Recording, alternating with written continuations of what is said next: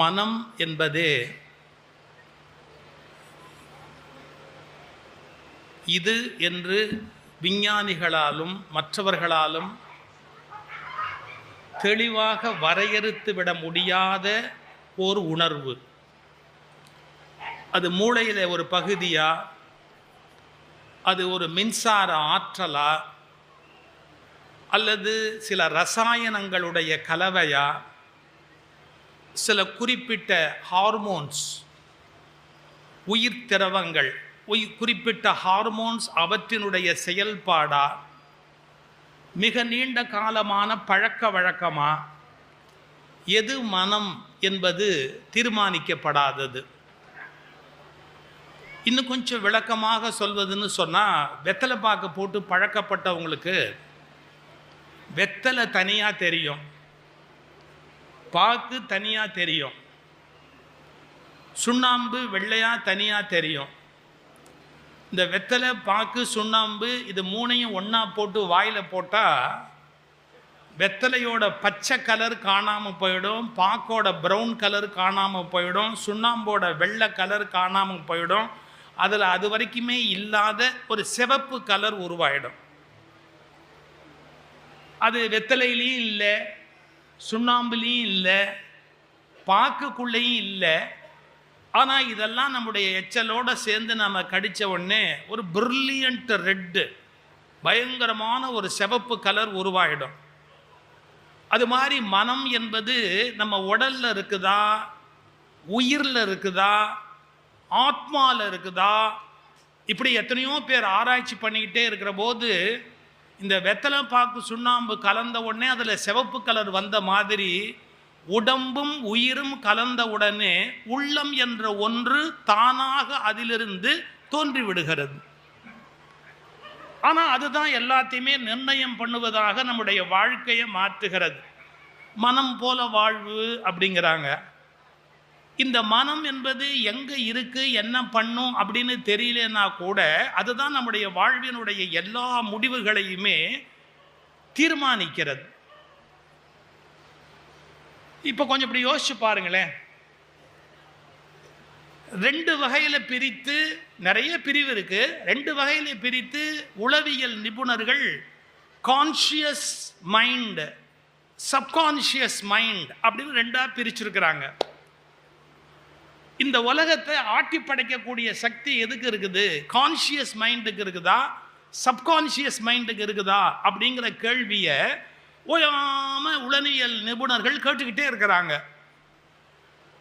Conscious mind எவ்வளவு விதமான முடிவுகளை எடுத்தாலும் சப்கான்ஷியஸ் மைண்ட் அப்படிங்கிறது தான் பலம் உள்ளதாகவும் ஆற்றல் உள்ளதாகவும் செயல் உள்ளதாகவும் வாழ்க்கையில் தானாகவே பல காரியத்தை நடத்துது. இதை நம்ம புரிஞ்சுக்கிறதுக்காக ஒரு சின்ன உதாரணம் சொல்கிறேன். சிக்மண்ட் ஃப்ராய்டு அப்படிங்கிறவர் உங்களுக்கு தெரியும், உளவியல் துறையினுடைய தந்தை என்று கொண்டாடப்படுகிறவர். அவர் தான் மனதை பகுத்து மனதினுடைய செயல் எப்படி என்ன ஏதுங்கிறத பற்றி வாழ்க்கை முழுக்க ஆராய்ந்து விஞ்ஞான பூர்வமான உண்மைகளை வெளிப்பிட்டவர் சிக்மண்ட் ஃப்ராய்டு. அந்த சிக்மண்ட் ஃப்ராய்டுக்கு ஒரு 50 வயது இருக்கிற காலகட்டம். அவர் ஒரு ரயில்வே ஸ்டேஷனில் இறங்கி நடந்து போயிட்டு இருக்கிறாரு ஃப்ராய்டு. அப்படி நடந்து போயிட்டு இருக்கும்போது கொஞ்சம் முன்னாடி அப்படி பார்க்குற இடத்துல ஒரு பொண்ணு ரொம்ப அழகா, ரொம்ப ரொம்ப அழகா ஒரு பொண்ணு அப்படி போயிட்டு இருக்கிறது அவருக்கு கண்ணுக்கு தெரியுது. அவர் மனசுல என்ன தோணுச்சு தெரியுங்களா? அந்த பொண்ணை தொட்டு பார்க்கணும்னு தோணுச்சு. ஒரு வயசு வேணா 50 வயசு. ஒன்று மட்டும் ஒரு உண்மையை சொல்லிட்டா, வயசாயிட்டதால எவனும் நல்லவன் ஆகிடான்னு நம்பி ஏமாந்துடாதீங்க. வயசாயிடுச்சு அதனால இவர் நல்லவர் ஆயிருப்பார்னு மட்டும் தயவு செய்து நம்பாதீங்க. அதுக்கு சம்பந்தமே கிடையாது.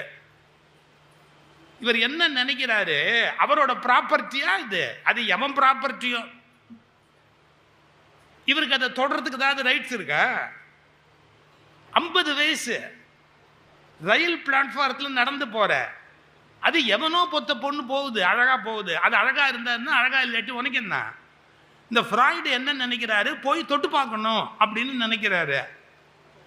ஒரு 2 செகண்டில் உள்ளேருந்து ஒரு பிசாசு எந்திரிச்சு புத்தி சொல்லும். ஏய், உன் வயசு என்ன, உன் படிப்பு என்ன, சொசைட்டியில் உன் பொசிஷன் என்ன, நீ உளவியல் பகுப்பாய்வாளர் அப்படின்னு அவ்வளோ பெரிய உளவியல் துறையின் தந்தை அப்படின்னு பாராட்டப்பட்டிருக்கிற ஒரு பெரிய மனுஷன், நீ போய் அந்த பொண்ணை தொட்டா மரியாதையாது, அது தப்புன்னு உனக்கு தோண வேணாமா, இந்த மாதிரி காரியத்தை எல்லாம் நீ செய்யலாமா அப்படின்னு உள்ளேந்து ஒன்று அறிவு சொல்லிக்கிட்டே இருக்க. அறிவு சொல்லிக்கிட்டே இருக்கும் போதே தொட்டுட்டார்.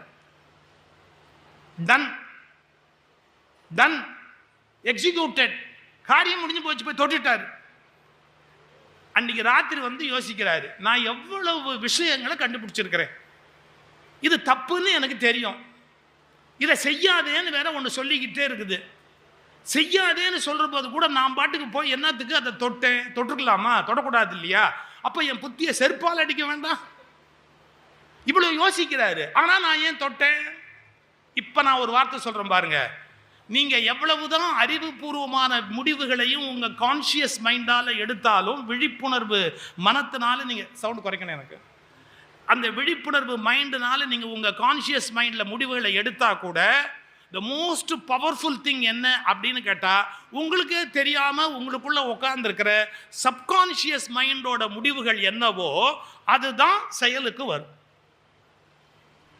இதை மேல்நாட்டுக்காரங்க என்ன பண்ணிட்டாங்க, கான்ஷியஸ் மைண்ட் சப்கான்ஷியஸ் மைண்ட் ரெண்டாக பிரித்து அது ரெண்டும் எவ்வளோ பலமுடையது பலம் இல்லாதது அப்படின்னு ஆராய்ச்சி பண்ணிக்கிட்டே வந்தாங்க. இங்கே இந்திய மரபியலில் என்ன பண்ணாங்க, மாயை அப்படின்னு ஒன்று சொல்லி அதை பராசக்தி அப்படிங்கிற ஒரு மாதிரி ஒரு உருவத்தை கொடுத்து புராண கதைகளை கொடுத்து, அந்த மாயை அப்படிங்கிறது வந்து அது ஒரு ஆற்றல், புத்தி அப்படிங்கிற அறிவு இருக்கு, அது வந்து ஒரு ஆற்றல், இந்த அறிவினுடைய பலம் கான்ஷியஸ் மைண்ட், இந்த மாயையினுடைய பலம் சப்கான்ஷியஸ் மைண்ட், இதுக்கு ரேஷியோ பவர் என்ன அப்படின்னு கணக்கு பார்த்தா, இந்த புத்திங்கிறதுக்கு ஒரு பவர் இருந்ததுன்னு சொன்னா, இந்த சப்கான்ஷியஸ் மைண்டுங்கிற மாயைக்கு it is 9 times powerful than புத்தி. 1 மடங்கு புத்தி பவர்ஃபுல் அப்படின்னா 9 மடங்கு அதிகமான ஆற்றல் உடையது எதுன்னு கேட்டா நம்முடைய சப்கான்ஷியஸ் மைண்டு. இவங்க புராணத்தில் என்ன கதை பண்ணிட்டாங்க, இது நவராத்திரி, நவராத்திரினா 9, அது சிவராத்திரி, அது 1 அப்படின்னா, உனக்கு 1 பாயிண்ட் புத்தி இருந்தா 9 பாயிண்ட் உள்ளுக்குள்ள என்ன உட்கார்ந்துருக்கும் அப்படின்னு கேட்டா உங்களுடைய மனசோட பிசாசு. அது என்ன சொல்லுதோ அதை தான் நீங்க கேட்பீங்களே ஒழிய உங்க அறிவு சொல்றது சொல்லலாம். அதுவும் அடுத்த நாளுக்கு உபதேசம் பண்ற போது நம்ம அறிவு பிரமாதமா வேலை செய்யும். இன்னொருத்தனுக்கு புத்தி சொல்றதா இருந்தா வக்கனையா சொல்லும், ஆனா தனக்குன்னு வரும்போது அது ஒண்ணுமே நினைவுல இருக்காது. அது ஏன் நினைவுல இல்லை அப்படிங்கிறத கொஞ்சம் நம்ம யோசிக்கணும். அப்போ மனம் என்பது என்ன ஒரு கேள்வி வரும். இப்ப நான் ஓரளவு ஒரு லேமன் பாயிண்ட் ஆஃப் வியூலேருந்து ஒரு சயின்ஸை புரிஞ்சுக்கிறதுக்கான முயற்சியை பண்றேன். நான் வந்து I am not a qualified psychiatrist to explain you what is psychology, what is mind and every திங்கிறத சொல்கிறதுக்கான ஒரு சைக்காட்ரி நான் படித்த ஆள் இல்லை. ஆனால் நான் ஒரு பாமரன், என்னுடைய எல்லையிலேருந்து ஒன்றை பார்த்து சில விஷயங்களை நான் தெரிஞ்சுக்குவேன். இந்த சப்கான்ஷியஸ் மைண்ட் எவ்வளோ பவர்ஃபுல் அப்படிங்கிறதுக்கு அடையாளம் என்னன்னு கேட்டால், ஓஷோ எழுதுறாரு, ஒரு சைக்காட்ரிஸ்ட் கிட்ட ஒருத்தன் வர்றான், அவன் என்ன பண்றாரு, டேபிளில் படுக்க வைக்கிறாரு. அதுக்கப்புறம் ஆழ்நிலை தூக்கம்னு ஒன்று கூட்டிட்டு போவாங்க. அதாவது ஒரே விஷயத்தை திரும்ப திரும்ப ஒரு குரல்ல, ஒரே மாதிரி குரல்ல சொல்லிக்கிட்டே இருந்தா நமக்கு தூக்கம் வர ஆரம்பிச்சிடும். அதை வந்து சைக்காட்ரிஸ்ட் பிரமாதமாக பண்ணுவாங்க. ஆனால் அதுக்கு சைக்காட்ரிஸ்ட் தான் வேணுங்கிறது இல்லை, சில பேச்சாளர்களே அந்த மாதிரி கேட்குறவங்களெல்லாம் தூங்க வைக்கிற அளவுக்கு பவர்ஃபுல்லாக இருப்பாங்க. அது ஒரு மாதிரியான வாய்ஸில் அது ஒரே மாதிரியாக சொல்லிக்கொண்டே இருந்தால் அவங்களை அறியாமையே அப்படியே அந்த வித்ட்ராயல் மூளை வந்து அதுலேருந்து கயட்டிக்கும். வித்ட்ராயல் ஆகி அது தூங்க ஆரம்பிச்சிடும் அது பாட்டுக்கு. அந்த தூக்கத்துக்கு போனதுக்கு அப்புறமா அந்த சைக்காட்ரிஸ்ட்டு அவனை கையாளுவார். அது மாதிரி ஒரு சைக்காட்ரிஸ்ட் என்ன பண்ணார், தங்கிட்ட வந்த ஒரு பேஷண்ட்டை படுக்க வச்சு அப்படியே மெதுவாக அப்படியே ஆழ்நிலை தூக்கத்துக்கு அவனை கூட்டிகிட்டு போய் ஃபுல்லாக தூங்க வச்சுட்டார். இப்போ ஆனா தூக்கத்துல பேசலாம். அவன்கிட்ட என்ன பேசுறாரு? தலகாணியை எடுத்து அவன் கையில கொடுத்தாரு. தலகாணி எடுத்து அவன் கையில கொடுத்துட்டு, இதான் உன் காதலி, முத்தம் கொடுன்னாரு. உங்களுக்கு தெரியுமா, ஆழ்நிலை தூக்கத்துக்கு கூட்டிட்டு போயிட்டா இவங்க கமாண்ட்ல தான் அவங்க இருப்பாங்க, என்ன சொன்னாலும் செய்வாங்க அவங்க. அந்த ஆழ்நிலை தூக்கத்துல கமாண்ட் கொடுக்கிறார், இதான் உன்னோட காதலி, கட்டி பிடிச்சி முத்தம் கொடு அப்படிங்கிறார். அவன் தலகாணியை கட்டி பிடிச்சி முத்தம் கொடுக்குறான். இப்ப தலகாணியை கட்டி பிடிச்சி முத்தம் கொடு அப்படின்னு அந்த சொன்ன வார்த்தைக்காக தலகாணியை கட்டி பிடிச்சி முத்தம் கொடுக்கிற போது முடிஞ்சு போச்சு. இந்த சைக்காட்ரிஸ்ட் என்ன பண்ணாரு, அந்த தலகாணியை மெதுவா அப்படி உருவி அந்தாண்ட வச்சுட்டு அவங்கிட்ட சொல்றாரு, நான் இப்போ உன்னை எழுப்பிடுவேன், ஆனா நான் எழுப்பினதுக்கு அப்புறம் சரியா 30 நிமிஷத்துல மறுபடியும் நீ உன் காதலிக்கு முத்தம் கொடுக்கணும். நான் இப்போ உன்னை எழுப்பிடுவேன், ஆனா மறந்துடாத, சரியா 1/2 மணி நேரம் கழிச்சு நீ உன்னுடைய காதலிக்கு முத்தம் கொடுக்கணும், இது கமாண்டு, குறிச்சுக்கோ அப்படின்னு சொல்லிட்டு தூக்கத்திலேருந்து எழுப்பிட்டார் அவனை. எந்திரிச்சான், பேசிக்கிட்டு இருக்கான், இவரோட பேசிக்கிட்டே இருக்கிறான். ஒரு 20 நிமிஷம் 25 நிமிஷம் ஒன்றும் நடக்கல, பெருசா பிரச்சனை வரல. 25-26 நிமிஷத்துக்கு அப்புறம் பரபரப்பா ஆயிட்டான், ரெஸ்ட்லெஸ்ஸா ஆயிட்டான். இப்படிங்கிறான், தேடுறான், ஆடுறான், என்னெல்லாமோ பண்றான்.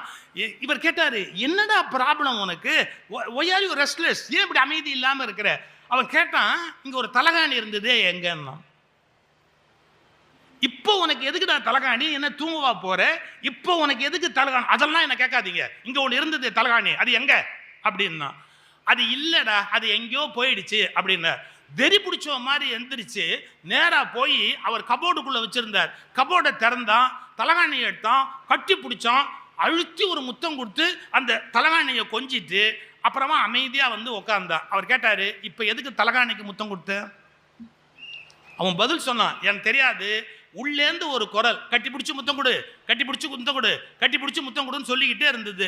அந்த தலகாணியை கட்டி பிடிச்சி முத்தம் கொடுக்கறதுக்காக தான். அது ஏன் வந்தது என்ன வந்ததுன்னு தெரியாது, நேராக போனேன், கட்டி பிடிச்ச முத்தம் கொடுத்த, முடிஞ்சு போச்சுன்னா. இந்த சப்கான்ஷியஸ் மைண்டுன்னு உங்களுக்குள்ள ஒன்று உட்கார்ந்து இருக்குது, அது என்ன உத்தரவு போடுதோ அதை உங்களால் மீறவே முடியாது.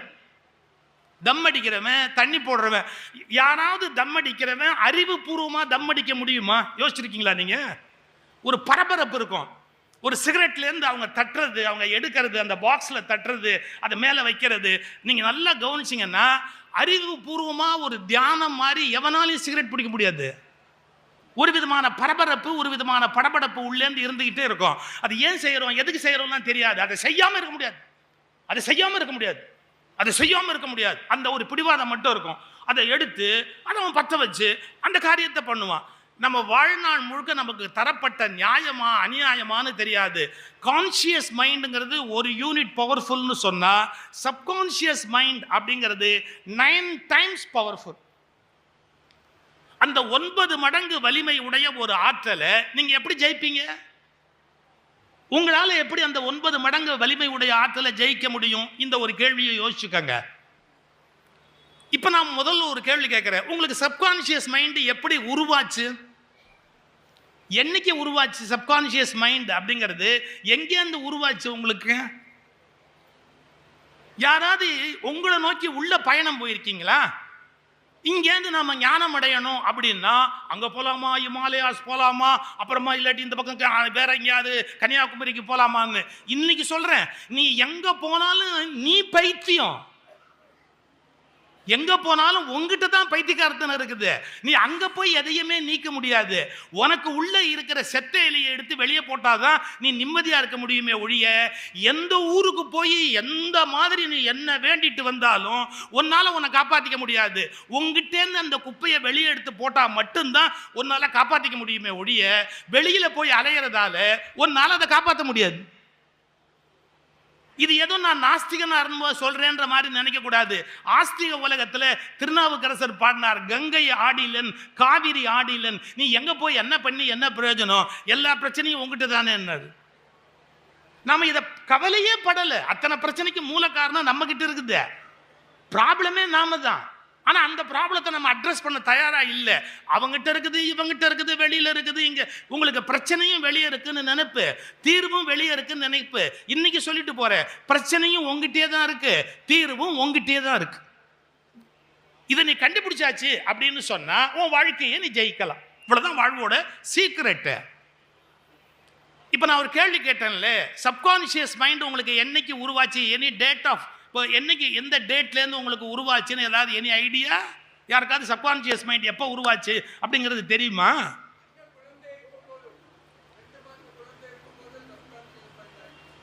Thank you thank you.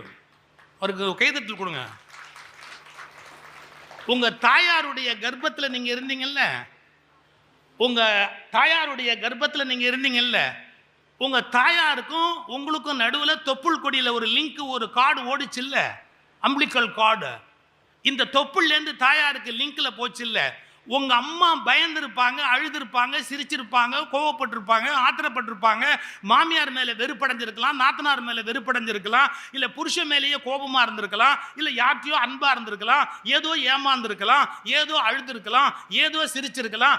உங்க அம்மா என்னென்ன மனசால பாதிக்கப்பட்டாங்களோ, இந்த பாருங்க, ஒரு கம்ப்யூட்டர்ல இருக்கிறத நீங்க அப்படியே இந்த கம்ப்யூட்டருக்கு சேஞ்ச் பண்ணுன்னு கமாண்ட் கொடுத்த உடனே இதுல இருக்கிறத தூக்கி அதுல போடுற மாதிரி உங்க அம்மா மூளையில என்னென்ன இழவு ஓடிச்சோ அத்தனை இழவும் இங்க வந்து உட்கார்ந்துரும். நீங்க என்ன பண்ணுவீங்க? உங்க அம்மாவுக்கு அப்ப புருஷனோட தகராறு, அப்புறம் 3 பிள்ளை பெத்து விட்டா, ஆனா அந்த டயத்துல தகராறுல அவ கோபத்துல இருக்கிற, அப்ப இந்த குழந்தை உருவாகுது. நல்ல கவனிங்க. அப்புறம் அவ சமாதானமாய் 3 பிள்ளை பெத்துட்டா, ஆனா கோபத்துல உருவான இந்த புள்ள இருக்குது இல்ல, அதுக்கு ஜென்மத்துக்கும் கோபம் போவாது. இப்ப சப்கான்ஷியஸ் மைண்டுங்கிறது ஃபர்ஸ்ட் எங்க உருவாகுதுன்னு கேட்டா, கர்ப்பத்தில் இருக்கிற காலத்துல தாயினிடத்துல இருந்து பிள்ளைக்கு அப்படியே டிரான்ஸ்ஃபர் ஆகிட்டே இருக்கும். எமோஷனலா அப்படியே என்னென்ன படணுமோ எப்படி படிக்கணும். அது எப்படி பதியும் தெரியுமா? நாட் பை வேர்ட்ஸ், ஒரு வார்த்தைகள் மூலம் அல்ல, அப்புறம் சொற்களின் மூலம் அல்ல. ஒரு ஒரு ஒலி, ஒரு வார்த்தை, மொழி, ஒரு மண்ணு தேவையில்லை. பின்ன என்னன்னா அது அப்படியே படம் படம் படம் படம் படமா. இப்போ நீங்க ஃபிலிம் பார்க்கும்போது பழைய காலத்தில் ஃபிலிம் விடுவாங்க, அந்த ஃபிலிம் வரிசையாக அப்படியே ஓடிக்கிட்டே இருக்கும். அதே மாதிரி அம்மா மனசுல ஒரு படம் ஓடும், அந்த படம் அப்படியே படம் படம் படம் படம் படம் படமா இந்த பிள்ளையோட மனசுல வந்து அப்படியே கம்ப்ளீட்டா உட்காந்துக்கும். இப்போ என்ன ஆகும்னு கேட்டீங்கன்னா, மொழியினாலோ ஒலியினாலோ பதியாம அது படம் படமா பதிவாயிட்டதுனால அதே மாதிரியான காட்சிகளை பின்னாளில் இந்த குழந்தை அரங்கேற்றுவது தவிர்க்க முடியாமல் போய்விடும். இதனாலதான் நான் என்ன சொல்றேன், வேற என்ன நீங்க எப்படி உங்களை மாத்துறீங்களோ மாத்தலையோ அதை பத்தி எனக்கு கவலை இல்லை. உங்க குழந்தைய கருவுல வச்சிருக்கிற ஒரு 10 மாச காலமாவது நீங்க உங்க மனசை நல்லபடியா வச்சுக்கிட்டீங்க அப்படின்னா எதிர்காலத்தில் அந்த பிள்ளைங்க கஷ்டப்படாம இருக்கலாம். உங்களுக்கு அது 10 மாச பிரச்சனை, அந்த குழந்தைக்கு அது வாழ்நாள் பிரச்சனை. அது வாழ்நாள் பிரச்சனை. ஏன் தெல்ல எதுக்கெடுத்தாலும் இவன் எரிஞ்சு உழறான், நீ அன்னைக்கு எரிஞ்சு உழுந்த. ஏன்னு தெல்ல இவன் என்னை மதிக்காமையே பேசுறான், நீ அன்னைக்கு மதிக்காமையே பேசுன. ஏன் பேசணும்னு இதுக்கு தெரியாது, ஆனா பேசுன அந்த தொனி இருக்குல்ல அது இதுக்கு தெரியும், அந்த கோபம் இருக்குல்ல அது இதுக்கு தெரியும். அதனால உள்ள இருக்கிற அந்த சப்கான்ஷியஸ் மைண்டு அதே மாதிரியான விஷயங்களை உங்களுக்கு கொடுத்துக்கிட்டே இருக்கும்.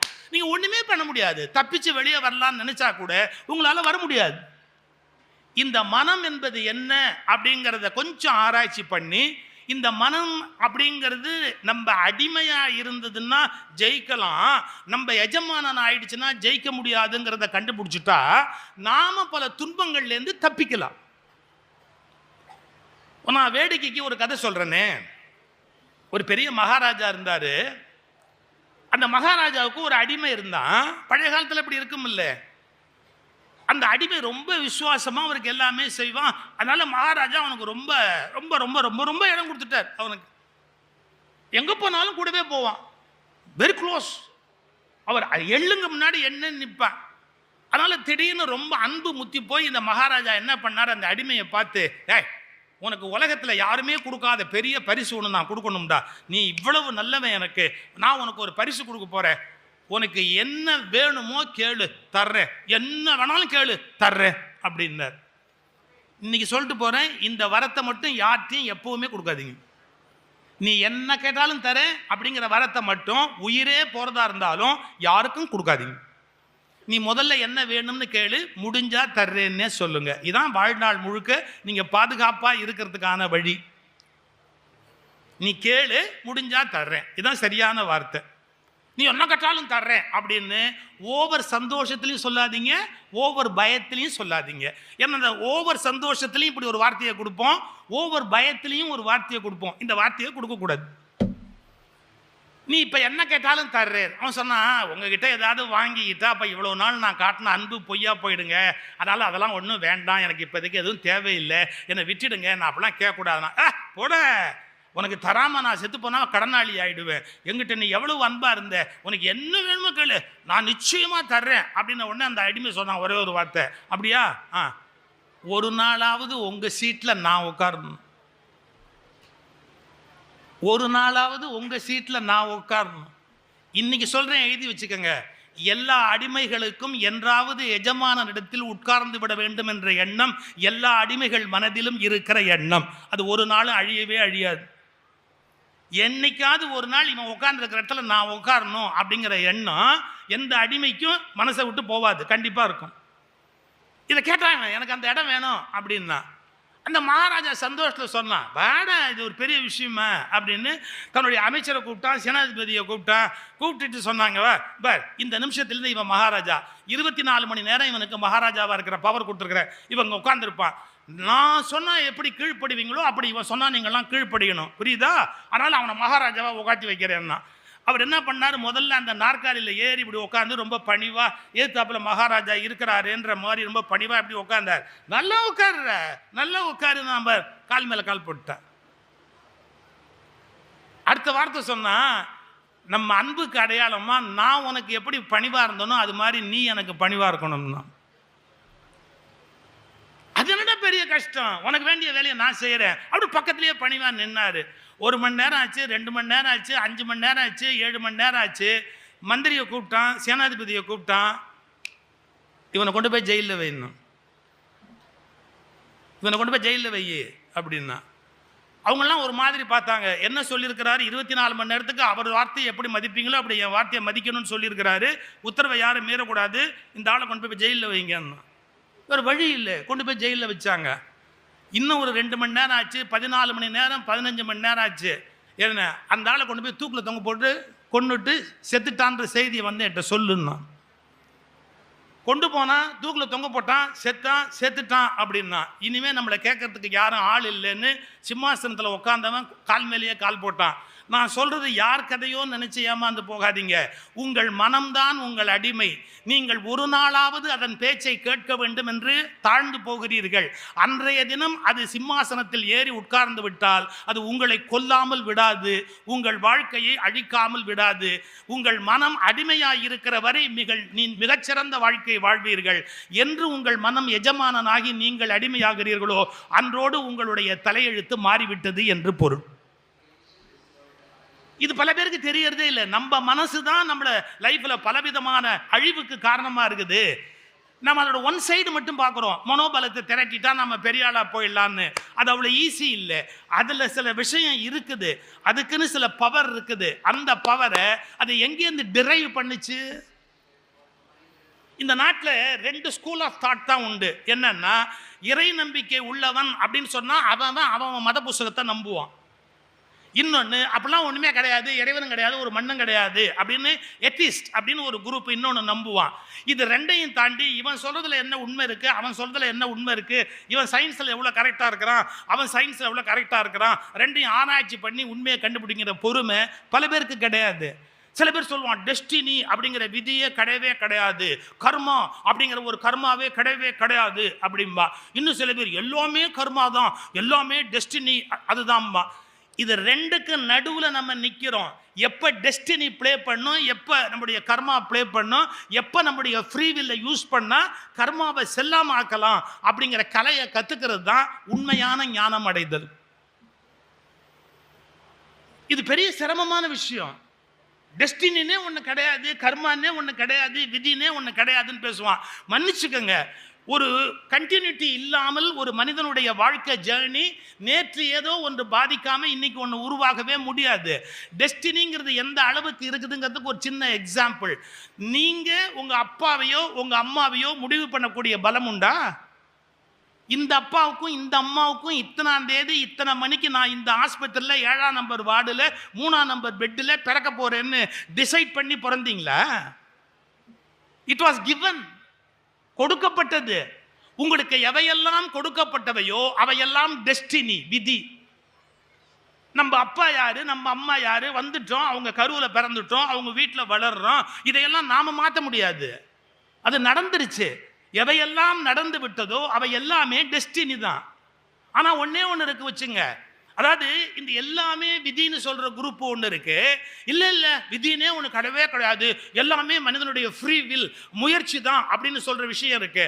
நீங்க வாழ்க்கையவே பிராக்டிக்கலா புரிஞ்சுக்கணும். இப்போ நாம பல பேர் ஃபேஸ்புக் வச்சிருப்போம். ஃபேஸ்புக்கில் அல்லது நம்முடைய வாட்ஸ்அப்பில் ஸ்டேட்டஸில் ஒரு ஃபோட்டோ வச்சுருப்போம். இந்த உலகத்தில் பாருங்கள், கௌரிதாஸ் ஒரு தடவை பேசும்போது அழகாக சொன்னார், ஃபேஸ்புக்கில் அவன் வச்சிருக்கிற ஃபோட்டோ மாதிரியான அழகும் எவனுக்கும் கிடையாது, ஆதாரில் இருக்கிற மாதிரி அசிங்கமான மூஞ்சியும் எவனுக்கும் கிடையாது. ஆதாரில் இருக்கிற மாதிரி அசிங்கமான முகமும் எவனுக்கும் இருக்காது, ஃபேஸ்புக்கில் இருக்கிற மாதிரி அழகான முகமும் எவனுக்கும் இருக்காது. இதுவும் ஜோடிக்கப்பட்டது, அதுவும் ஜோடிக்கப்பட்டது. அது மாதிரி லைஃப்பில் நீங்கள் டெஸ்டினி தான் எல்லாம் அப்படிங்கிறதும் ஜோடிக்கப்பட்டது, எல்லாமே ஃப்ரீவில் அப்படிங்கிறதும் ஜோடிக்கப்பட்டது. இந்த டெஸ்டினி எவ்வளோ தூரம் ஒர்க் பண்ணும், ஃப்ரீவில் எப்போ ஒர்க் பண்ண ஆரம்பிக்கும் அப்படிங்கிறது நீங்கள் முடிவு பண்ண வேண்டிய சமாச்சாரம். அந்த ஒரு இடத்துல தான் உங்களுக்கு விழிப்புங்கிறது வரணும், அவேர்னஸ்ங்கிறது வரணும். இப்போ நம்ம டெஸ்டினிங்கிறது என்னன்னு சொன்னேன், கொடுக்கப்பட்டது. சார் இந்த மாதிரி கண்ணோட, இந்த மாதிரி மூக்கோட, இந்த மாதிரி தோற்றத்தோட இதெல்லாம் நான் முடிவெடுக்க முடியுமா? நான் வந்து இந்த மாதிரியான நிறத்தில் பிறக்கணும், இவ்வளோ உயரத்தில் பிறக்கணும், இந்த கலரில் பிறக்கணும், ஏன் இந்த ஜாதியில் பிறக்கணும், இது எதையாவது என்னால் முடிவு பண்ண முடியுதா? சில சூழலே சில பேருக்கு வாய்ப்பு, அப்படியே அவங்க மேலே தூக்கிட்டு போயிடும் அந்த சூழல். சில பேருக்கு அந்த சூழலே அவங்களுக்கு எதிர்ப்பு, அவங்க என்ன முயன்றாலும் மேலேயே போக முடியாது. அப்போ அது மாதிரி எவையெல்லாம் கொடுக்கப்பட்டவையோ அவை எல்லாமே என்னன்னு கேட்டா டெஸ்டினி. அது தரப்பட்டு விட்டது அப்படிங்கிறதுனால நீங்க வெளியிலேயே வர முடியாது அப்படின்னு ஒரு பொருள் அல்ல. நீங்க வெளியே வரத்துக்கு ஒரே ஒரு வாய்ப்பை உங்களுக்கு பிரபஞ்சம் கொடுத்துருக்குது, மூலப்பொருள் கொடுத்துருக்குது. அது எது வேணா பேரா இருக்கலாம். மூலப்பொருள் ஒன்று கொடுத்துருக்கு, அதுக்கு என்ன பேரு? Free will. எப்படி அது ஃப்ரீ வில்னு பேரு? பாருங்க, இந்த காலேஜில் படிக்கணும்னு நீங்க தீர்மானம் பண்றீங்க, கிடைக்கல, என்னமோ ஒரு காலேஜில் கிடைக்குது, அது டெஸ்டினி. வேற வழியே கிடையாது, அங்கதான் போய் படிச்சாகணும், வேற வழியே கிடையாது, டெஸ்டினி. ஆனா அங்க படிச்சா கூட நான் கவனமா படிச்சு என்னால முன்னுக்கு வர முடியுங்கிற முடிவை நீ எடுத்து உழைக்க ஆரம்பிச்ச அப்படின்னா நீ இந்த வாழ்க்கையில உயர முடியும். அப்ப டெஸ்டினிங்கிறது 50% பிளே பண்ற போது ஓ ஃப்ரீ வில்ல நீ ப்ராப்பரா யூஸ் பண்ணிக்கிட்டே வந்தேன்னா, அந்த அனதர் 50% கரெக்டா நான் யூஸ் பண்ணேன்னா டோட்டலா வாழ்க்கையை மாற்றி அமைக்கலாம். ஆனால் 90% மக்கள் எப்படின்னு கேட்டிங்கன்னா, டெஸ்டினியை ரூல் பண்ண விட்டுருவாங்க. தங்கிட்ட இருக்கிற 10% பவரை எடுத்து 50% ஆக்கி அதை 100% ஆக்கக்கூடிய வேலையை அவங்க செய்யறதில்லை. இதை செய்ய தொடங்குற போது என்ன ஆகுதுன்னு கேட்டால், நம்முடைய டோட்டல் லைஃப் கம்ப்ளீட்டாக சேஞ்ச் ஆக ஆரம்பிக்குது.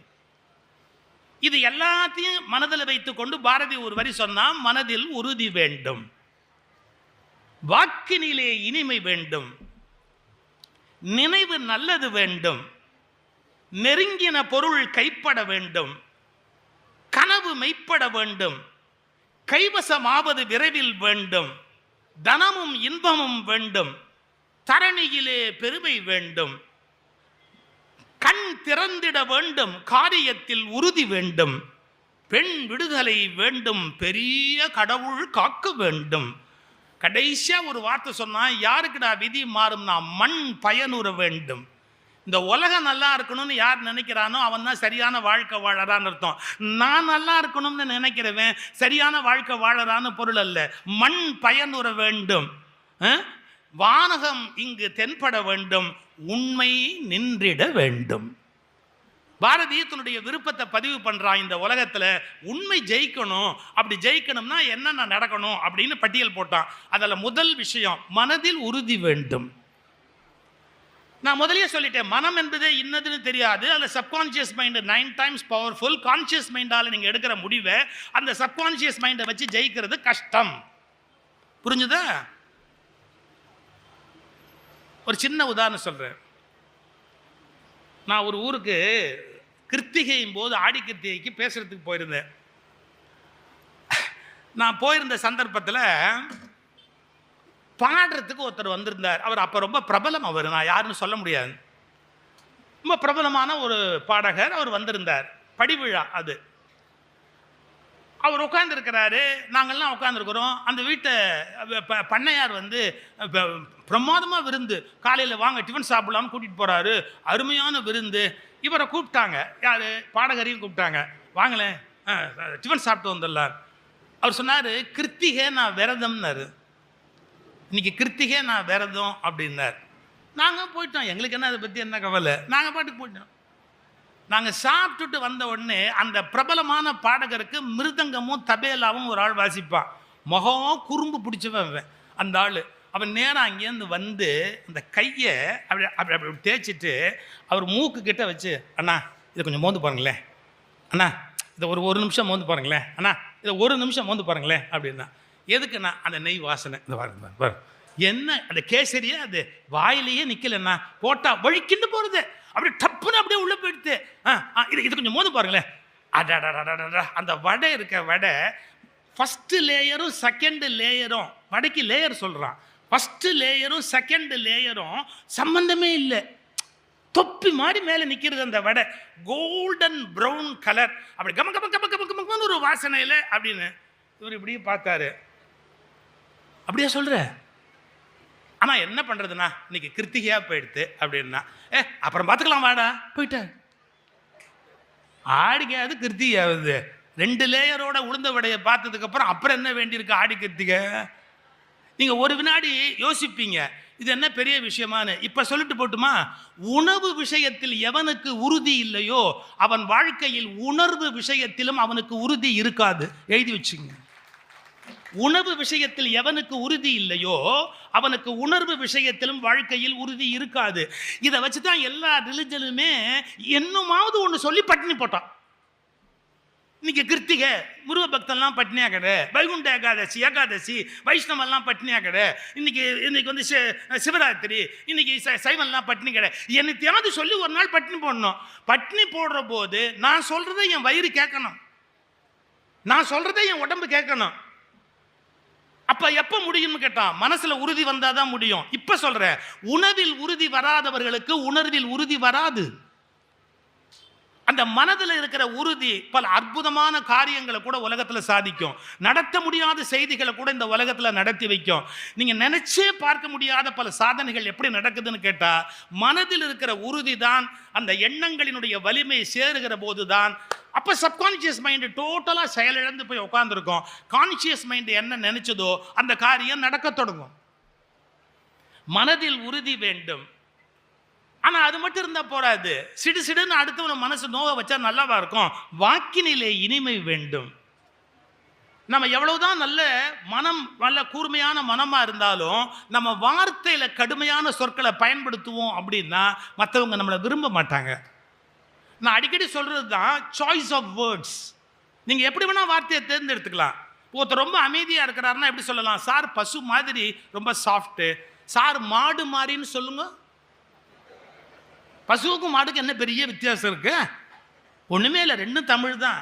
சார் பசு மாதிரி சாதுன்னா ஒத்துக்குவான், சார் மாடு மாதிரி அப்படின்னா ஒத்துக்குவானே. சாய்ஸ் ஆஃப் வேர்ட்ஸ், வார்த்தையை கரெக்டாக நம்ம தேர்ந்தெடுக்கணும். வாக்கினிலே இனிமை வேண்டும். நீ எது சொல்றியோ அதை சொல்லும் போது இனிமையோடு மற்றவங்களுக்கு சொல்றதுக்கு பழகணும். மனதில் உறுதி வேண்டும், வாக்கினிலே இனிமை வேண்டும். சார் முட்டாள்னு திட்டினாலும் ஒரே அர்த்தம் தான், அவர் குழந்தை மாதிரின்னு சொன்னாலும் ஒரே அர்த்தம் தான். 75 வயசான எருமையை பார்த்து நீ குழந்தை மாதிரின்னு சொன்னா என்னங்க அர்த்தம்? முட்டாள்னு சொன்னாலும் அதே அர்த்தம் தான். பட் நாம ஜாக்கிரதையா இருக்கணும். சார் குழந்தை மாதிரி அப்படின்ட்டு பேசாம போயிட்டே இருக்கணும். வாக்கினிலே இனிமை வேண்டும். அப்புறம் நினைவு நல்லது வேண்டும். நெருங்கின பொருள் வசப்பட வேண்டும். இன்னைக்கு நீங்க எவ்வளவு லட்சம் ரூபாய் கொடுத்து எத்தனையோ குருமார்கள்ட்ட ட்ரைனிங் கிளாஸ் போறீங்க. நான் ஒரு சேலஞ்ச் பண்றேன், அந்த சேலஞ்சை நீங்க லைஃப்ல அவங்க கிட்ட பண்ணி பாருங்க. மனுஷனுடைய மனசுல கெட்ட எண்ணம் தோணாம இருக்கிறதுக்கு வாய்ப்பு இருக்குதா?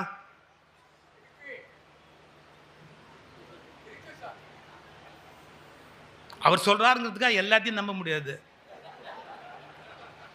கெட்ட எண்ணம் தோணாத மனுஷன்னு ஒருத்தன் கூட உலகத்தில் இருக்க முடியாது. எழுதி வச்சுங்க, நான் சொல்றேன்.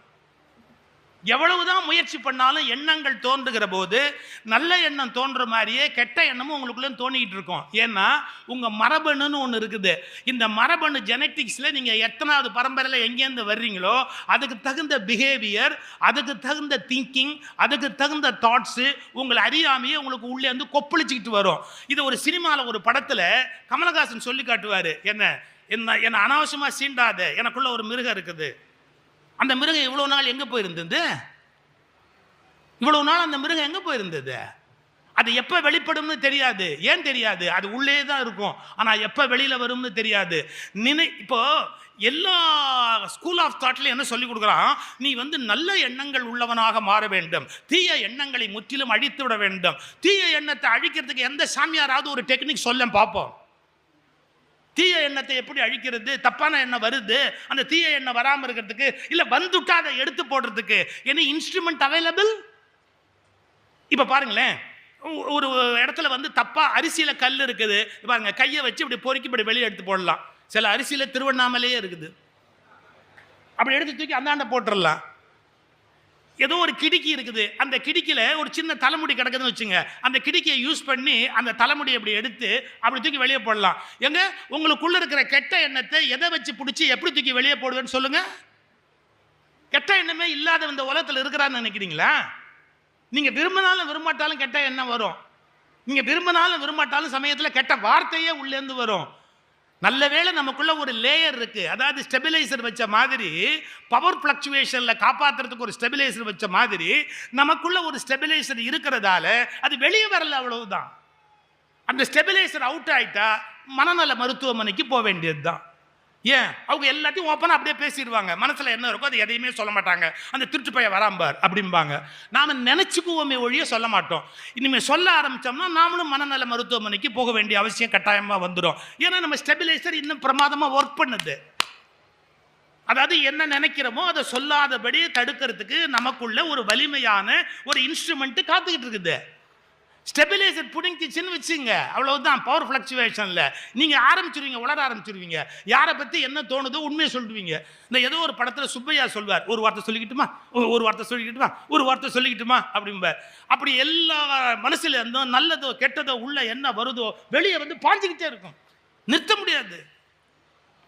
இப்ப சொல்லிட்டு போறேன், உங்க மனசுல கெட்ட எண்ணம் இருந்ததுன்னா அதை எடுத்து போடுறதுக்கு நான் டெக்னிக் சொல்லி தரேன்னு எந்த சாமியார் சொன்னாலும், இல்லை எந்த குருமார் சொன்னாலும், எந்த பெரிய மனுஷன் சொன்னாலும் இம்பாசிபிள் எழுதி வச்சுங்க. அப்ப அதை என்னதான் பண்றது? அப்ப கெட்ட எண்ணத்தை நம்ம வேற ஏதாவது பண்ண முடியாதா? அது உள்ளதான் இருக்குமான்னா இல்லை, ஒரே ஒரு வழிதான் இருக்கு. அதுக்கு ஒரே ஒரு வழிதான் இருக்கு. என்ன வழி தெரியுமா?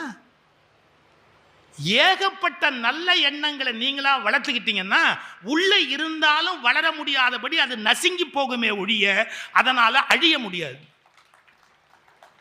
இவ்வளவுதான். இதை கற்றுக் கொடுத்தாச்சுன்னா வாழ்க்கையில் நீங்க இதை சொல்லிக் கொடுக்கறதுக்கு நிறைய பேர் தாடி மொட்டை எல்லாம் வச்சு 5 லட்சம் ரூபாய் 6 லட்சம் ரூபாய் வாங்கிட்டு இருக்கிறான்.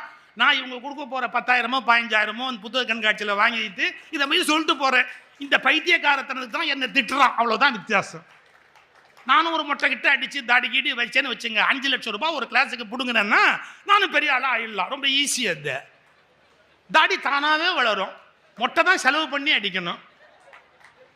Very easy. ஏன்னா இன்னும் கொஞ்சம் ஜிப்பாவை நீளமாக போடணும், இது இன்னும் கொஞ்சம் கால அளவு மறைக்கிற அளவுக்கு போடணும், அவ்வளோதான் வித்தியாசம் இல்லையா? நீங்கள் உங்கள் மனசில் இருக்கிற கெட்ட எண்ணத்தை வெளியே தூக்கி போடணும்னா அதை எடுத்து போடுறதுக்கு கிடுக்கி இல்லைங்க. அதை எடுத்து போடுறது எப்படிங்கிறதுக்கு பயிற்சி இல்லைங்க. சில பேர் சொல்லி கொடுப்பான், நீ சுவாசத்தை உள்ளே எடுத்து உள்ளிருந்து வெளியே சுவாசத்தை விடுகிற போது அந்த சுவாசத்தின் வழியாக கெட்ட எண்ணங்கள் வெளியே போக முடியாது. எவ்வளவு நாள் தான் புருடா விடுவீங்க?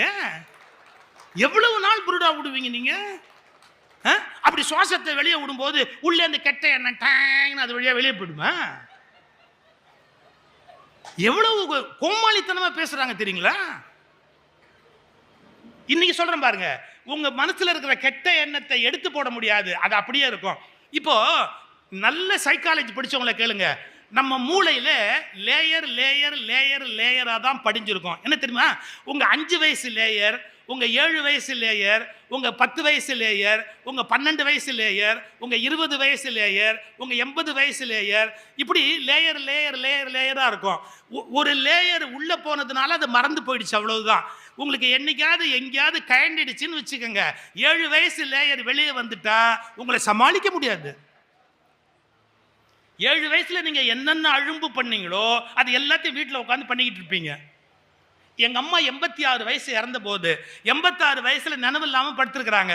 திடீர்னு ஒரு பேர் சொல்லி, அவ வாடி, ஏண்டி இன்னும் வரமாட்டேங்கிற, ஏண்டி இன்னும் வரமாட்டேங்கிற அப்படின்னு என்னமோ சத்தம் போடுறாங்க. எங்களுக்கு ஒரு 10 நிமிஷம் ஒன்றும் புரியல. அப்புறமா கொஞ்சம் பழிச்சு கொஞ்சம் அவங்க நார்மல் ஸ்டேஜுக்கு வந்ததுக்கு அப்புறம், அம்மா நீ இப்போ ஒரு பேர் சொன்ன, அந்த பேர் சொல்லி அவளை வாடின்னு கூப்பிட்ட, யாரு? என் கூட 6ஆம் கிளாஸ் படித்த ஃப்ரெண்டு. ஏன் சார், 6ஆம் கிளாஸ் அவங்க கூட படித்த ஃப்ரெண்டை 86வது வயசுல நினைவு கூர்ந்து சொல்றாங்க. என்ன அர்த்தம்? இந்த வாழ்க்கையில் இருக்கிற பெரிய அற்புதம் என்னன்னு கேட்டா, நீங்க பிறந்ததுலேருந்து இல்ல, கருவுல உருவானதுலேருந்து உங்களுடைய நினைவுகள் நினைவு அடுக்குகளாக ஒன்று மேல ஒன்று ஒன்று மேல ஒன்று அப்படியே பதிஞ்சுக்கிட்டே இருக்கும். அதனால தான் சார் 70 வயசு ஆனாலும் சில பேர் இந்த 17 வயசு பையன் பண்ற அட்டூழியம் பண்ணிக்கிட்டே இருப்பான். சில தாத்தா பார்த்துறீங்களா, ரிமோட்டை பேரண்ட்டை கொடுக்க மாட்டான். பேரும் பார்த்துக்கிட்டு இருக்கும்போது பின்னாடி போய் டபக்கன் அப்படி பிடிங்கிட்டு தரமாட்டேனே அப்படின்பா. ஏன்? இப்போ 7 வயசு முடிச்சுக்கிச்சுன்னு அர்த்தம். உள்ள இருந்து அவன் சாக்லேட்டை திருடி திம்பான். யாரு? பேரன் சாக்லேட்டை இவன் திருடி திம்பான். நீங்க ஒன்றும் பண்ண முடியாது. வேணும்னா ருத்ரன்ட்டையோ இல்லாட்டி வேற யார்ட்டையோ ஷாலினிட்டையோ யார்ட்டையாவது கூட்டிகிட்டு போனால் அது அதுக்குன்னு ஒரு மாத்திரையை வச்சுருக்காங்க, அது தூக்கி உள்ளே போட்டாங்கன்னா டேங்னு அது மறுபடியும் அப்படியே மூடிக்கும். அப்புறம் பாட்டுக்கு அப்படியே பேசாமல் முன்னு உட்காந்துருப்பான். அதான் பாசிபிள். இப்போ நான் சொல்கிறது என்னன்னு கேட்டிங்கன்னா, உங்களுக்கு லேயர் லேயராக இந்த எண்ணங்கள் பதுங்கி விடுவதால் என்ன நடக்கும் அப்படின்னு கேட்டால், எந்த எண்ணமுமே நம்மக்கிட்ட பதிஞ்சது அழியறது இல்லை. இப்போ நான் என்ன டெக்னிக் சொல்கிறேன் அப்படின்னா, இதை எடுக்க முடியாது வெளியில். ஆனால் நல்ல எண்ணங்கள் எவ்வளவுக்கு எவ்வளோ அடுத்தோம் அவனுக்கு செய்யலாமா, இந்த பிள்ளையை பள்ளிக்கூடத்து படிக்க வைக்கலாமா, அந்த ஆஸ்பத்திரிக்கு போய் உதவலாமா, உதவும் கரங்களில் போய் அந்த குழந்தைய தூக்கி கொஞ்சலாம். நீங்கள் 1.5 லட்சம் 2 லட்சம் தானம் பண்ண வேணாங்க. இந்த உதவும் கரங்களில் சில குழந்தைங்க பிறந்து தாய் தகப்பை விட்டுட்டு போயிருக்கான். அந்த குழந்தைய எடுத்து இப்படி ஒரு முத்தம் கொடுக்க மாட்டாங்களா, தன்னை யாராவது கட்டி அணைக்க மாட்டாங்களா, அந்த குழந்தை ஏங்கும். இன்னைக்கு சொல்கிறேன், அந்த மாதிரி தாய் இல்லை தகப்பன் இல்லைன்னு நினைக்கிற 8 மாச குழந்தைய எடுத்து நீங்க முத்தம் கொடுத்தா 10 கோயில் கட்டி கும்பாபிஷேகம் பண்ணா என்ன புண்ணியமோ அந்த புண்ணியம் உங்களுக்கு சத்தியமா உண்டு. ஏன்? அதுக்கு அம்மா இல்லை, அதுக்கு அப்பா இல்லை, அதுக்கு முத்தம் கொடுக்க ஆளே இல்லை.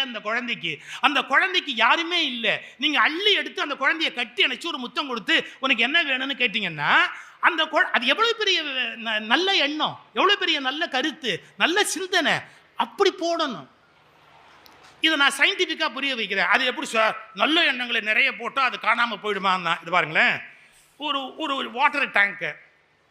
இந்த வாட்டர் டேங்க்கில் சாக்கடை தண்ணி நிற்கிது. இந்த வாட்டர் டேங்க்கில் ரொம்ப அழுக்கு ஜாஸ்தி ஆயிடுச்சு, கார்பன் டை ஆக்சைடு கூட்டிடுச்சு. இதை நீங்கள் க்ளீன் பண்ணணும் அப்படின்னு நினச்சிங்கன்னா, இதை க்ளீன் பண்ணுறது எப்படி? அவுட்லெட் இல்லை, ஆனால் இதை க்ளீன் பண்ணணும் அப்படின்னு நினச்சிங்கன்னா ஒரு வழி இருக்குது. நல்ல தண்ணியை டியூபில் எடுத்து இந்த கண்டெய்னரில் விட்டுக்கிட்டே இருந்தீங்கன்னா பாருங்க, கொஞ்சம் கருப்பாகும், அப்புறம் இன்னும் கொஞ்சம் கருப்பு குறையும், அப்புறம் இன்னும் கொஞ்சம் கருப்பு குறையும். ஒரு ஸ்டேஜுக்கு அப்புறமா கம்ப்ளீட்டாக அது உள்ளே போய் வாஷ் அவுட் பண்ணி வெளியில் எவ்வளவு நல்ல தண்ணி இருக்கோ அந்த அளவுக்கு பாத்திரத்துக்குள்ளேயும் நல்ல தண்ணி மொத்தமாக இருக்கிற மாதிரி மாறும். இப்படி மாற்றினாதான் அந்த கெட்ட தண்ணியை நல்ல தண்ணியாக மாற்ற முடியுமே ஒழிய அது உள்ளேருந்து இருக்கிற ஒவ்வொரு கார்பனையும் வெளியே எடுக்க முடியாது. இதை யார் கண்டுபிடிச்சா தெரியுமா? லண்டனில் தேம்ஸ் நதி சாக்கடையா ஆயிப்போச்சு. தேம்ஸ் நதி முழுக்கவே சாக்கடையா ஆயிப்போச்சு. அது சாக்கடையா ஆன உடனே அந்த சாக்கடையை கிளீன் பண்றது எப்படின்னு ரொம்ப கடாத பாடுபட்டு என்ன பண்ணாங்க தெரியுங்களா? டன்னா ஆக்சிஜனை கொண்டு போய் உள்ள பம்ப் பண்ணாங்க. அந்த லண்டன் தேம்ஸ் நதியில் செத்து போச்சு மீனெல்லாம், ஏன்னா கார்பன் டை ஆக்சைடு கூடி போய். அப்புறமா டன்னாக கொண்டு போய் ஆக்சிஜனை சப்ளை பண்ண உடனே உள்ளேருந்து அந்த கெட்ட தண்ணீர் கார்பன் எல்லாம் வெளியேறி என்ன ஆகி போச்சு? அதன் பிறகு தேம்ஸ் நதி மீண்டும் உயிர் பெற்று ஒரு நல்ல நதியா ஓட ஆரம்பிச்சது. நான் இதைத்தான் உங்களுக்கு சொல்றேன். உங்க மனம் சில கெட்ட எண்ணம் நிறைஞ்சிருந்தா நல்ல எண்ணங்களால் நீங்கள் நிறைப்பதன் மூலம் உள்ளே இருக்கிற கெட்ட எண்ணம் செயலிழந்து போவதற்கு நிறைய வாய்ப்பு இருக்கிறது. இது ஒண்ணுதான் மனிதன் தன்னை மாற்றி அமைப்பதற்கான வழி. இன்னொரு ஸ்டேஜ் இருக்கு. அவர் சொன்னது நான் தப்புன்னு சொல்ல மாட்டேன். அவருக்கு ஏதோ ஒரு ரகசியம் தெரிஞ்சதால அதை சொன்னாரு. ஆனா அந்த ரகசியத்தை எல்லாராலும் புரிஞ்சுக்க முடியாது. அது என்னங்கிறத மட்டும் நான் சொல்லிட்டு போறேன். புத்தர் வாழ்ந்தார் பாருங்க. புத்தர் அவர் எப்படின்னா எண்ணங்களற்ற நிலைன்னு ஒரு பகுதிக்கு டிரான்ஸ்ஃபர் பண்றாரு. நல்ல எண்ணம் கெட்ட எண்ணம்னு இல்லை, எப்போதுமே எண்ணங்களற்ற நிலைன்னு ஒண்ணுக்கு போகும்போது அவருக்கு கெட்ட எண்ணமும் கிடையாது, நல்ல எண்ணமும் கிடையாது. புரியுதா? அந்த ஸ்டேஜ் ஈஸியா ரீச் பண்ண முடியாது. அவர் சொன்னது பொய்ன்னு நான் சொல்லல, அது வேற ஸ்டேஜ். அதை எல்லாராலும் ரீச் பண்ண முடியாது. அது எண்ணங்களற்ற நிலை, டோட்டலா எண்ணமே இல்லாம பிளாங்கா இருக்கிறது, அப்படியே பிளாங்கா இருக்கிறது. அது ரொம்ப கஷ்டம். ஆனா எண்ணங்களோடு வாழுகிற வரையில கெட்ட எண்ணங்கள் நிறைய இருக்குன்னா நல்ல எண்ணங்களை அதிகமா ஸ்டோர் பண்ணி அதை செயலிழக்க வைக்கலாமே ஒழிய வேற எந்த விதமான வழியும் இல்லை. இப்ப இதை பாரதி எங்க சொல்றாரு பாருங்க, நினைவு நல்லது வேண்டும். அதுக்கான ஆன்சர் பாருங்க, நினைவு நல்லது வேண்டும், நெருங்கின பொருள் கைப்பட வேண்டும், கனவு மெய்ப்பட வேண்டும், கைவசமாவது விரைவில் வேண்டும், தனமும் இன்பமும் வேண்டும், தரணியிலே பெருமை வேண்டும், கண் திறந்திட வேண்டும். ஏன் இப்ப என்ன கண்ணு மூடியா இருக்கு? எல்லாம் இந்த ரெண்டு கண்ணை திறந்துடுறான், இந்த கண்ணை திறக்க மாட்டேங்கிறான். இதான் அவேர்னஸ். இந்த ரெண்டு கண்ணுக்கு நடுவில் நில்னு சொன்னாரே புத்தரு. அந்த நடுவில் நிற்கிற ஒரு பெரிய நிலை, அந்த நடுவில் நிற்கக்கூடிய நிலைமை வந்தாச்சுன்னா இந்த ரெண்டு கண்ணை விட இந்த ரெண்டு கண்ணு நடுவில் இருக்கிற கண்ணு இம்பார்ட்டன்ட் ஆகுது. அந்த கண் திறந்திட வேண்டும், காரியத்தில் உறுதி வேண்டும், பெண் விடுதலை வேண்டும், பெரிய கடவுள் காக்க வேண்டும், மண் பயனுற வேண்டும். எவ்வளவு பெரிய ஆசைகளை, எவ்வளவு பெரிய விருப்பங்களை இந்த தமிழ்நாட்டு மக்களுக்கு மகாகவி பாரதி சொல்லிட்டு போயிருக்கிறான். பாரதியை நீங்கள் வெளியிலேருந்து பார்த்தா ஏதோ சாதாரணமாக சொன்ன மாதிரி தெரியும். ஆனால் பாரதியை முழுமையாக நீங்கள் உள்வாங்கி பார்த்தா தான் அவர் எவ்வளவு நுட்பமானவர் அப்படிங்கிறத உங்களால் கண்டுபிடிக்க முடியும். பாரதி இதே மாதிரி இன்னொரு பாடலில் எண்ணியது முடிதல் வேண்டும் அப்படிங்கிற கருத்தை நமக்கு சொல்கிறாரு. பாரதியோட பாட்டு பார்க்குற போது எளிமை மாதிரி தெரியும். இப்போ ஒரு பாட்டு சொல்கிறோம் பாருங்க. தமிழ் மொழி வாழ்த்து பாடுற போது பாரதியார் பாடுறாரு, வாழ்க நிரந்தரம், வாழ்க தமிழ்மொழி, வாழிய வாழியவே, வானம் அளந்தது அனைத்தும் அளந்திடும் வன்மொழி வாழியவே, ஏழு கடல் வைப்பினும் தன்மணம் வீசி இசை கொண்டு வாழியவே, எங்கள் தமிழ்மொழி எங்கள் தமிழ்மொழி என்றென்றும் வாழியவே. அப்புறம் சூழ்கலி நீங்க தமிழ்மொழி ஓங்க, துலங்குக வையகமே, உலகமே நல்லா இருக்கட்டும், துலங்குக வையகமே. அதுக்கும் அடுத்த வார்த்தை பாரதி சொல்ற வார்த்தை தொல்லை வினைதரு. அதாவது தொல்லைகள் என்னென்ன உண்டோ தொல்லை வினைதரு, தொல்லை அகன்று சுடர்க தமிழ்நாடு. அப்ப பாரதியாரே தமிழ்நாடுங்கிற வார்த்தையை தான் பயன்படுத்தி இருக்கிறாரு அப்படிங்கிறத பாரதி தேச விரோதி இல்லை, ஆன்டி இந்தியன் இல்லை. பாரதி ஆன்டி இந்தியன் இல்லை. பாரதியே என்ன சொல்றாருன்னா சுடர்க தமிழ்நாடு அப்படிங்கிற வார்த்தையை தான் பாரதி பயன்படுத்தி இருக்கிறார். பாரதி வழியில் வருகிற மானம் உள்ளவர்கள் தமிழ்நாடு என்றுதான் சொல்வார்களே ஒழிய வேறு மாற்றி சொல்ல மாட்டார்கள். சார் தெரியாதனமா பாரதியார் இங்க சொல்லியிருப்பார் சார். வேற எங்கன்னா செந்தமிழ் நாடென்னும் போதினிலே இன்ப தேன் வந்து பாயுது. தமிழ்நாடுன்னு சொன்னா பாரதி காதுல தேன் பாயுதான். ஏன் சில பேர் காதுல மட்டும் தேள் பாயுது? எங்க பாரதி காதுல தேன் பாயுது. செந்தமிழ் நாடென்னும் போதினிலே இன்ப தேன் வந்து பாயுது காதினில்லைன்னா. சார் பாரதி நீங்க புரிஞ்சுக்கணும்னா பாரதி பற்றிய ஒரு அறிவு இருக்கணும்.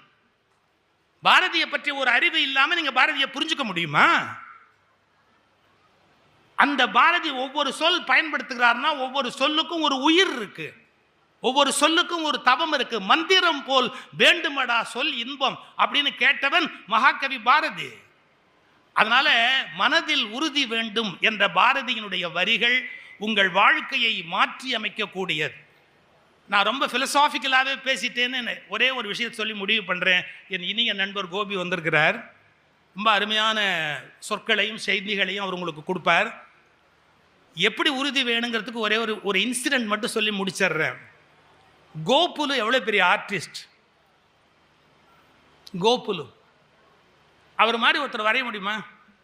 கோகுலு, துப்பறியும் சாம்பு, தில்லான மோகனாம்பாள், கோகுலுவோட படத்தில் எவ்வளோ எவ்வளோ எவ்வளோ அதிசயம் நடந்திருக்கு. விகடனில் இருந்தார் கோகுலு, ஓவியர் கோகுலு.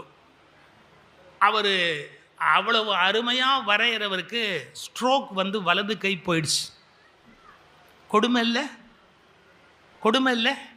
ஸ்ட்ரோக் வந்து வலது கை போயிட்டா ஒரு ஓவியருக்கு எவ்வளோ பெரிய நஷ்டம், எவ்வளோ பெரிய கஷ்டம். அப்புறம் வரைய முடியுமா? வரைய முடியாது. கோகுலுக்கு ஸ்ட்ரோக் வந்து வலது கை போயிடுச்சு, வரையலை. 6 மாதம் ஆச்சு, கோகுலுடைய டிராயிங்கே வரல. திடீர்னு ஒரு பத்திரிகையில் கோகுலுடைய படம் வந்தது, புது படம், கோகுலுடைய ஓவியம் வந்தது. நம்ம திருப்பூர் கிருஷ்ணன் இங்கேருந்து புறப்பட்டாரு. நேராக போய் கோகுலுவை பார்த்து, ரொம்ப சந்தோஷம், உங்கள் படத்தை பார்த்தோட நான் அசந்துட்டேன், அதான் மறுபடியும் உங்களுக்கு கை நல்லபடியாக வந்துருச்சுன்னு நினைக்கிறேன், அருமையாக வரைஞ்சிருக்கிறீங்க. அவர் சொன்ன பதில் சொல்லட்டுமா? கிருஷ்ணன், நான் ஆர்டிஸ்ட்டு, ஸ்ட்ரோக் போட்டு போட்டு தான் படம் வரைவேன். ஸ்ட்ரோக்னா அப்படி ஒரு கோடு, இப்படி ஒரு கோடு, இப்படி ஒரு கோடு, இப்படி ஒரு கோடு போட்டால் 80 வயசு பாட்டி ஆகிடும், இப்படி ஒரு கோடு போட்டால் 8 வயசு பொண்ணாயிடும். அதான் ஓவியத்தில் இருக்கிற ஆற்றல். நான் ஸ்ட்ரோக் போட்டு போட்டு ஓவியம் வரைஞ்சேன், அதான் எனக்கே ஒரு ஸ்ட்ரோக் போடணும்னு பகவான் ஸ்ட்ரோக் போட்டான். இதோடு முடிஞ்சு போச்சு, இனிமேல் என்னால் வரைய முடியாது அப்படின்னு நான் நினச்சேன். இதுக்கப்புறம் நான் எங்கே வரைய போகிறேன் அப்படின்னு நினச்சேன். அப்புறம் திடீர்னு ஒரு நாள் தோணித்து, நான் என்ன ப்ரெஷ்ஷு வச்சு வரைகிறேன்னா ப்ரெஷ்ஷாக வரைகிறது, நான் ப்ரெஷ் வச்சு வரைகிறேன்னா ப்ரெஷ்ஷாக வரைகிறது. ப்ரெஷ்ஷை கை சும்மா பிடிச்சின்னு இருக்கேன், ப்ரெஷ்ஷு வரையல, என் மூளை தான் அந்த படத்தை வரைகிறது கண்டுபிடிச்சிட்டேன். ப்ரெஷ்ஷு ஒன்று போயிடுத்துன்னு சொன்னால் அதுக்காக ப்ரெஷ்ஷு போயிடுத்து நான் வரையாமல் இருக்க முடியுமோ? ப்ரெஷ்ஷை தூக்கி போட்டுட்டு வேற ப்ரெஷ்ஷை எடுத்துக்குவேன் பார், அது மாதிரி வலது கையை தூக்கி போட்டுட்டு இடது கையை இப்போ எடுத்துனுட்டு நான் வரைய ஆரம்பிச்சிட்டேன். என்ன ஒரு ஓவியத்தை என்ன ப்ரெஷ்ஷாக வரைகிறது? மூளை தானே வரைகிறது. ஒரு ப்ரெஷ்ஷு போயிடுச்சுன்னா யாராவது வரையாமல் இருப்பாளா? அதுக்காக நான் வலது கையால் வரைஞ்ச மாதிரி ப்ரெஷ்ஷு போயிடுத்து, வலது கையை தூக்கி போட்டுட்டு இடது கையால் வரைகிறதுக்கு ட்ரை பண்ணேன். ஒரு 6 மாதம் ஆயிடுத்து, வந்துடுதுன்னு. இதான் சார் மனதில் உறுதி வேண்டும். வணக்கம்.